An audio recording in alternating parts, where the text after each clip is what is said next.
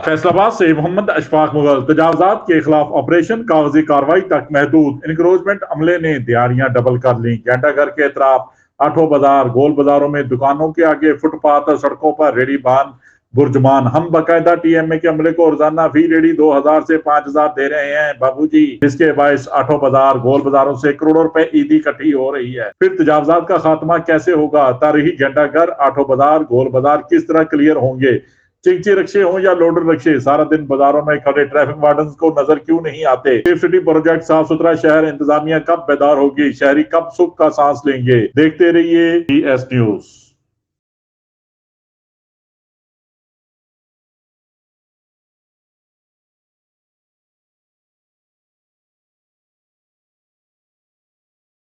इस वीडियो को लाइक करें, हमारे चैनल को सब्सक्राइब कर बेल आइकन जरूर प्रेस करें।